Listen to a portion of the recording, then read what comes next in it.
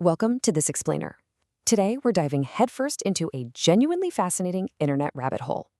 We're going to explore the deep paradox of modern digital creation, and we're doing it through the lens of a highly secretive, incredibly prolific outsider artist known online as 𝔟𝔯𝔢𝔫. This is a journey into isolation, grief, and how one individual uses the massive architecture of the internet not for fame, but as a completely private sanctuary. Okay, let's kick things off with a totally bizarre, almost poetic algorithmic glitch. Because of phonetic similarities, search engines are constantly conflating two entirely different things. On one hand, you've got 𝔟𝔯𝔢𝔫𝔢, which is this quaint French coastal town known for its biscuits and, randomly, a massive aluminum sea serpent skeleton on the beach. But on the other hand, you have the esoteric, hidden digital universe of our creator, 𝔟𝔯𝔢𝔫. A world built entirely on lo-fi ambient music, dense philosophy, and digital hauntology. It's wild how the internet just flattens physical geography and obscure digital art into the exact same data clusters. To really wrap our heads around this digital entity, we need to listen to his raw, solitary audio diaries. In these totally unedited transmissions, he is literally just speaking directly into the void. He obsessively observes the hyper-mundane details of his isolated life, noticing the overgrown morning grass or a fat cat on 47th Street, the sounds of jets overhead, all while flatly declaring, "I stay alone in my home, no calls." It paints his profound picture of a mind just racing with cosmic thoughts, while being physically tethered to an incredibly quiet, solitary reality. Section 1. The man behind the myth. So who exactly is speaking into this void? And how does a real human being transform into a totally encrypted digital enigma? It's fascinating how standard internet plumbing actually enables modern myth-making. When you try to look up the ownership of his websites using WHIS directories, you just hit a brick wall. Privacy protection services mask his physical location and contact info to block corporate data scrapers. But for an outsider artist, this technical shield acts as the perfect insulated wall. It lets the creator completely sever their everyday physical reality from this meticulously crafted online persona. But if you manage to pull back that digital veil, you find a very real, very grounded guy named Brevin Bell. Raised in Penfield, New York, Bell was a highly involved honor student at Nazareth University. He majored in religious studies, he was a coaching intern for the men's basketball team, and he did physical community work, like volunteering at the M.K. Gandhi Institute for Nonviolence to harvest crops for local households.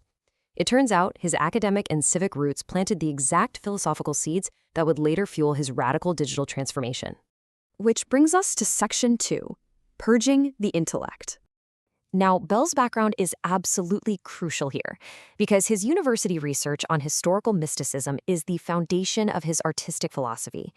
During his studies, Bell analyzed Sufi mysticism, and he specifically mapped out what's known historically as the prayer of the heart. He broke this down into 5 clinical states. It starts with an internal warmth, then the arrival of a holy energy, followed by a profound peace from racing thoughts. Then comes the 4th stage, a systematic purging of the intellect, and finally spiritual visions. And this wasn't just some dusty academic paper for him. It literally became his personal roadmap for spiritual transformation. And you can see this deliberate psychological pivot play out perfectly online. If you look at his 2018 output, it's full of clear, articulate academic essays critiquing our hyper-connected society and talking about Nietzsche and physical solitude. But fast forward to 2024, and it's a complete 180. He adopts this deeply cryptic mystical persona, posting about mathematical cryptography and occultism, demanding his readers to initiate. He is quite literally enacting that 4th stage of mystical prayer we just talked about, purging his own intellect and shifting from an educational blogger to a ritualistic digital entity. Moving into Section 3, Building a Haunted Cathedral. By 2025, this purged intellect needed a new medium. He shifted almost entirely from text into a sprawling, highly organized sonic network. The absolutely key point here is that his massive musical output functions as what's known as sonic hauntology. Essentially, this is the practice of creating art that is deeply haunted by the past. Bill built this massive digital sanctuary, dropping track after track specifically to preserve the memories of a lost love and his deceased grandmother, Irene Mary.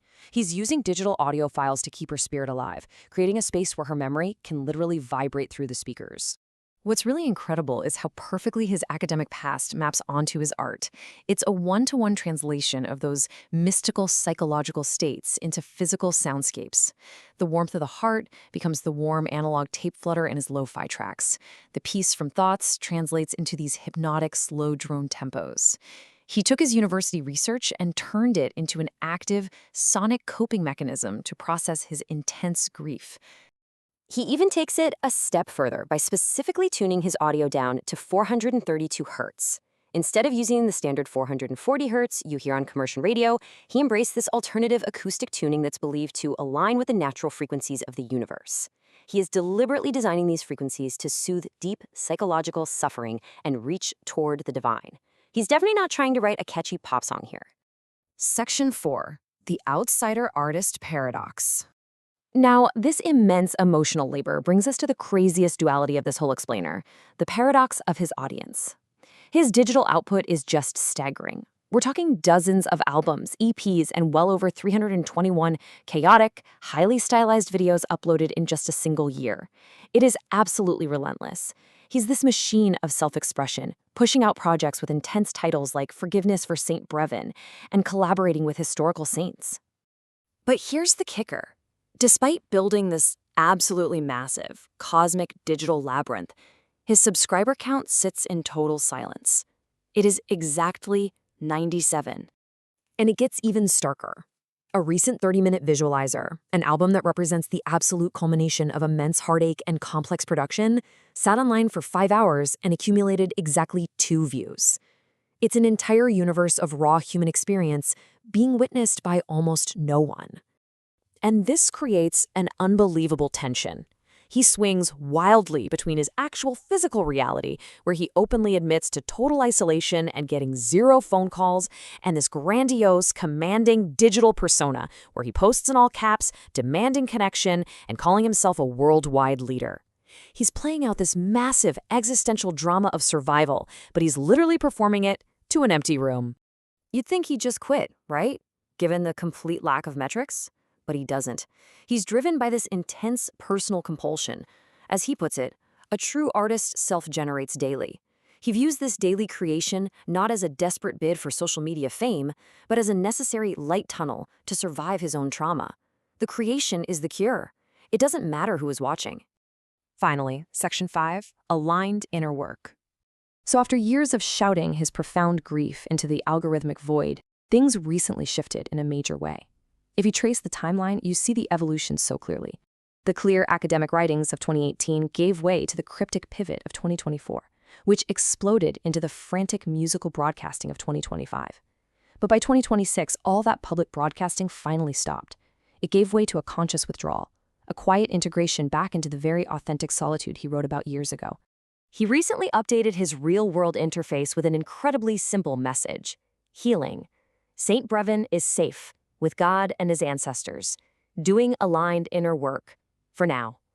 Having successfully built his massive digital cathedral to immortalize his loved ones, he's basically chosen to just step quietly inside it. He is fully rejecting the shallow validation of the attention economy, so he can find real peace. So what's the big takeaway from this explainer? It's a really profound lesson about the internet itself.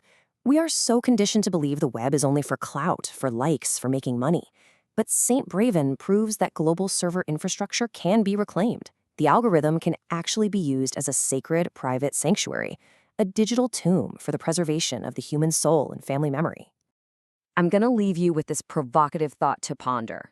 In an era where we constantly equate visibility with worth, the next time you scroll past a 0-view video or an unheard song, ask yourself, if art is poured into the internet and absolutely no one clicks, does it still have value? Does human expression actually require an audience to be profoundly, deeply sacred? Thank you so much for exploring this digital cathedral with me, and definitely keep questioning the metrics we use to measure meaning.